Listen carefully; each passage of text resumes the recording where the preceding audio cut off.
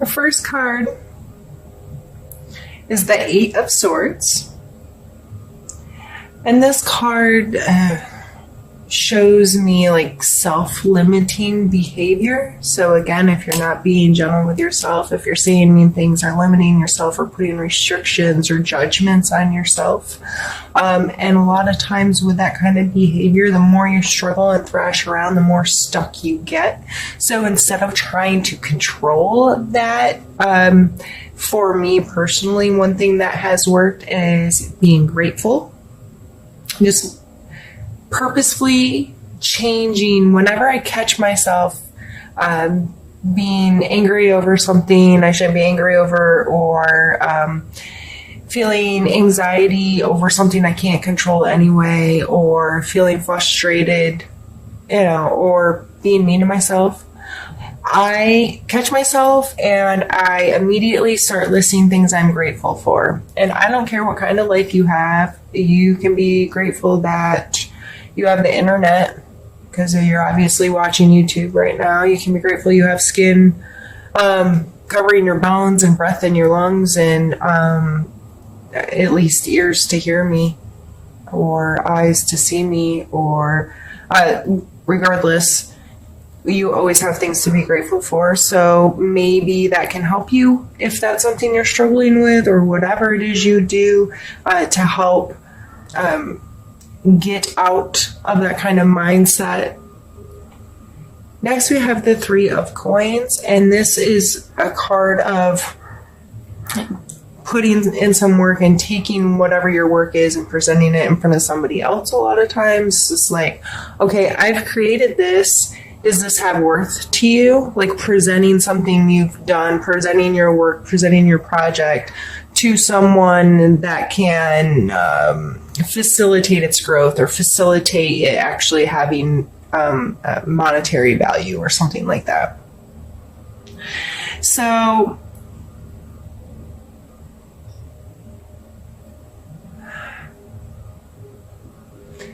I feel like you have something brewing. You have something you've been working on. You've been putting in some work.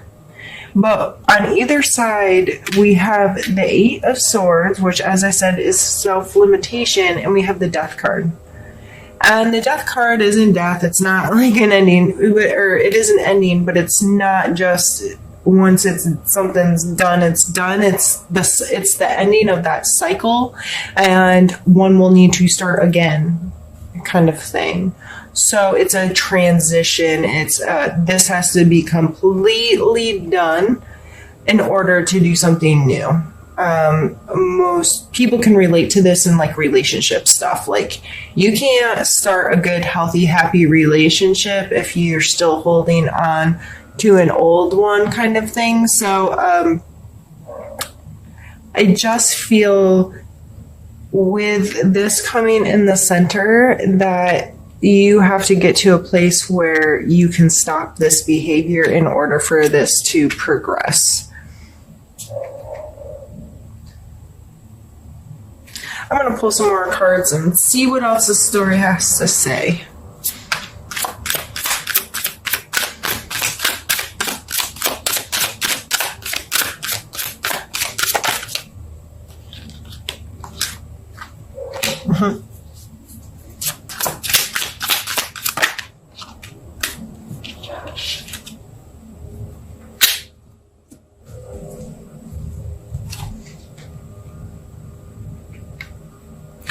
The Six of Swords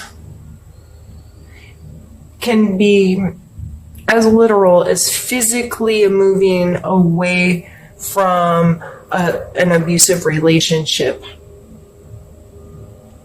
It's getting away from the allowance of being treated bad. And sometimes it's you, as I said in the very beginning, abusing yourself. So whether this is someone else in your life or it is you doing it, there is movement away from it, and then Miss Justice is sitting here. There are consequences to our actions, whether you want to think it's karma or However, the scales get balanced. You know, my mama always used to tell me, you get what you give in this life. And she preached it really hard to me and made me understand that if I was given ugly, nasty, horrible things, I'm going to get ugly, nasty, horrible things in return. And it made it really important for me to value what I'm putting out into the world and how I'm treating people and so forth. So I feel like there is definitely movement, and it may take coming to these two big energies of being able to really stop something from happening and be like, I am done with this. And I have to believe that justice will sort itself out. And it's not my responsibility any longer, and I'm not going to live in the past. I'm going to trust that the universe will sort it all out, and I'm just going to keep moving. I'm going to keep moving towards my destination, and I'm going to do what's right for me, and I'm going to take care of my thought processes in a healthier way. And this card may also tell you to get strict with your boundaries. You know, these are my expectations to be in my life, to be around me. If not, you can move on. That kind of energy may also be associated with this. Let's pull a few more cards for you, Cancer. I just can't shuffle. I'm not taking it. All right, cards, get in my hand.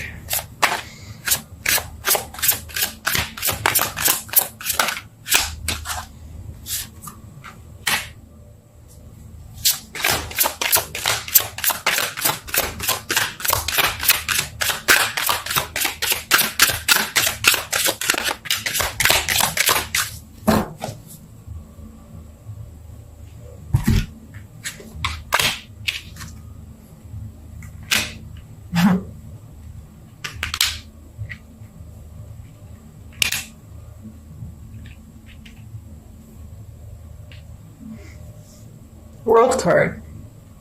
Standing on top of the world, Wheel of Fortune, also a circle, talking about these cycles that come to an end in this,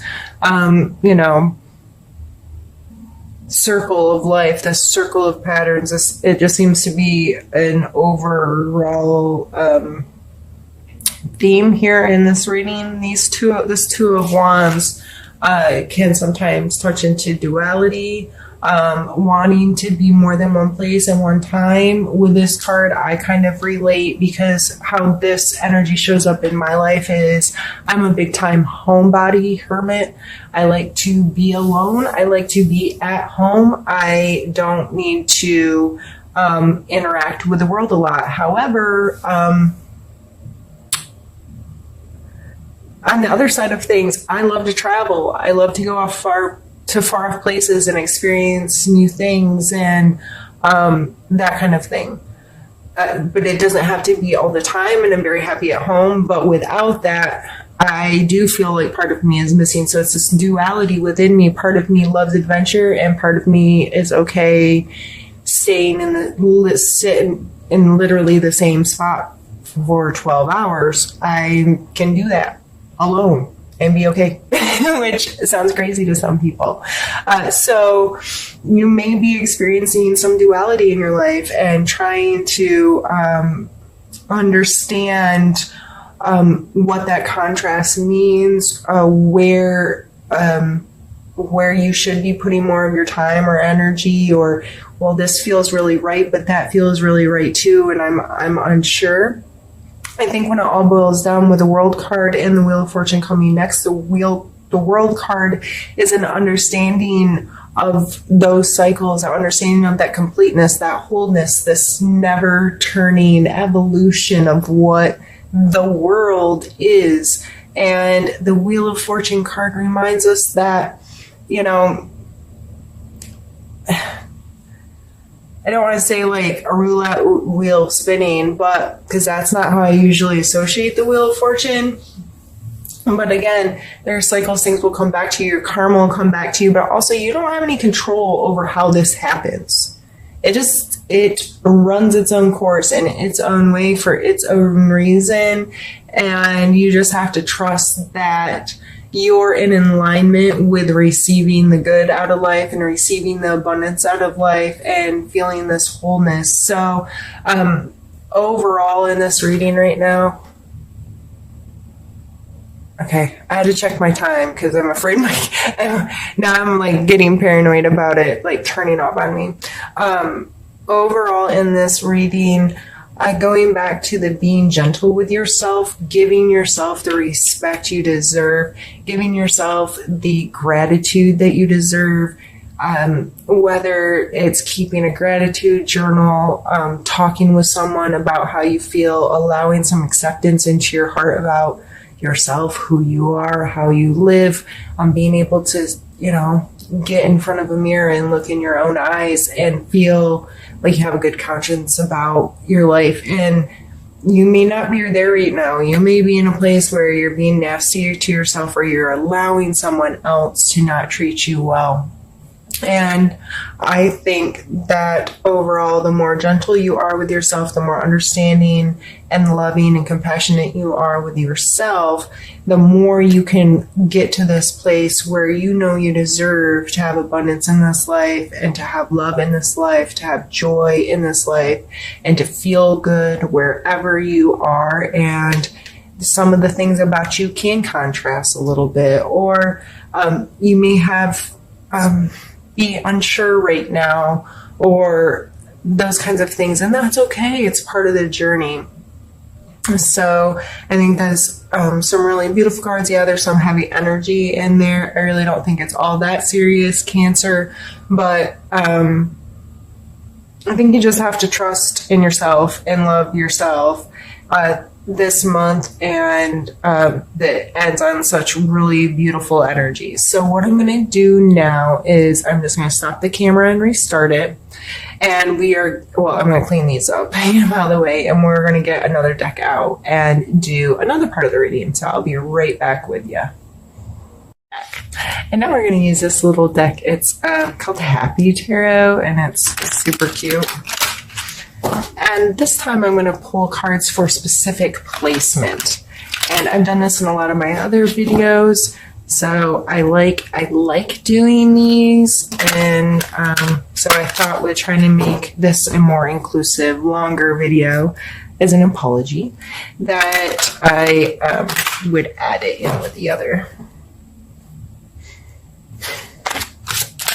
So the first card we're going to pull is for your mental space.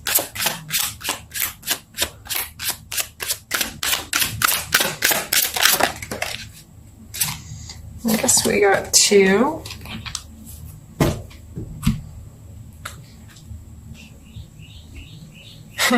We have the World card again, and we have the Lovers card. See what I was talking about? They're really freaking cute. I say that's my husband. That's him. Hands on hip, cheesing, buck naked on a big wheel. All right. So it looks like mentally, these are really positive, happy cards, but my first thought was being too invested in your significant other, allowing them to have too much control or power or to be your world. So the Lovers card, I always take it as a conscious choice to be in this relationship, making that choice over and over and over again to love somebody unconditionally and learn what unconditional love really is and really means, because sometimes that's not natural to some people. They complicate it and screw it all up with negative stuff and hold people responsible for things they're not responsible for, those kinds of things. So maybe your significant other or your best friend or whoever this person is, you make the choice to love unconditionally. Maybe you put a little bit too much of your power in their hands, like I can't be happy unless they're happy too, or it's about them making me happy or whatever. However, I'm sorry, this isn't sitting straight. It's driving me crazy. However, that's playing in your life. Or, just emotionally, maybe I was wrong. Maybe it's you beating up you in that first, like I kept going back to, but whoever your support system is really healthy and happy and helps pull joy to your life and so forth. Let's pull a card for you, or let's physical space. Sorry, brain's not working.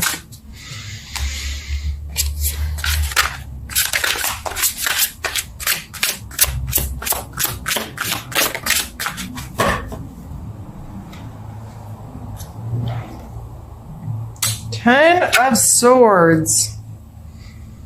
Is there an injury or something? Like, is that why you've been really hard on yourself? Is that why you need to be gentle with yourself? Is that why you're stuck in a spider web? Have I been reading this wrong the whole time? Because the Ten of Swords, like, they're like dead, right? They look dead. Finito, tired out, worn out. But as soon as that card came out, which I probably usually don't associate with an injury, but that's my first thought, it coming in the physical space. Are you laid up for physical reasons? Regardless, still take the same steps to get healthy. Dealing with your mental space and being really super duper kind and gentle with your emotional and mental and spiritual space can definitely help you heal physically. So I don't change anything I said before, but physically, regardless if you've hurt yourself or not, it looks like you're like down for the count, worn out. You're possibly doing too much and putting too much work in, or taking on things you don't need, or sticking more of those swords right in your own self. Going back to earlier with the Eight of Swords, self-limiting behavior. Let's see where you are emotionally.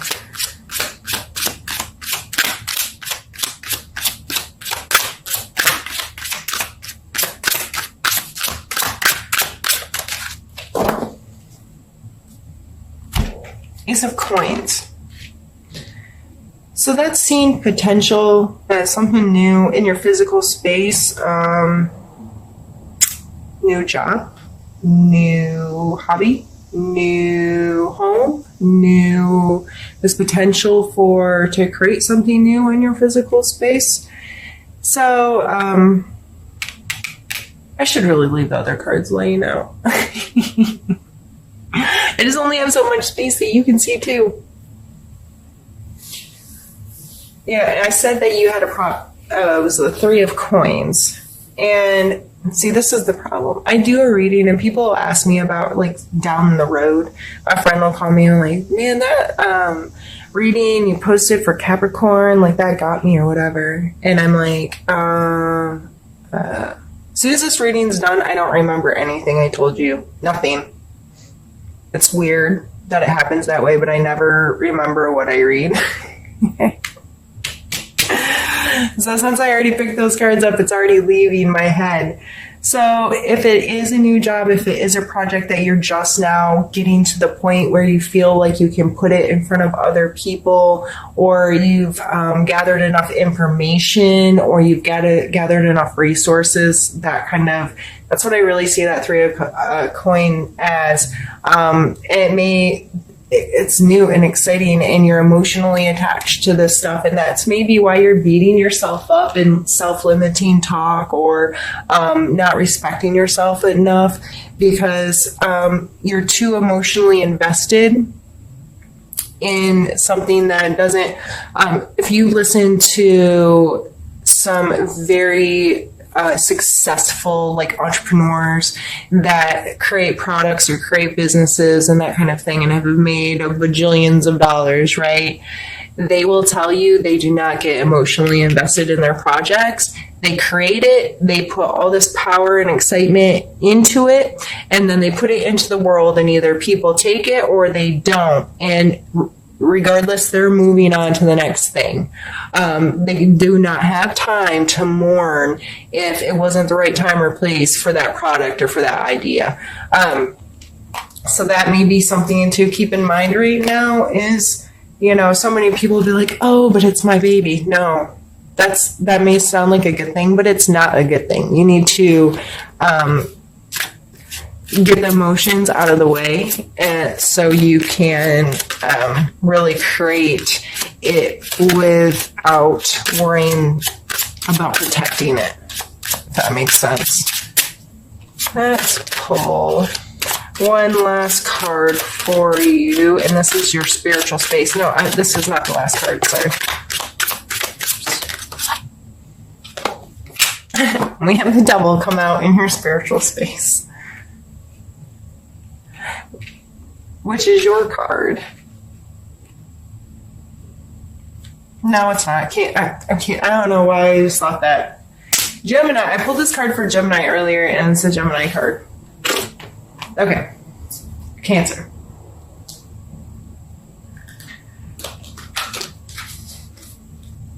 Bad habits or a control situation may be in your spiritual space this month, and maybe.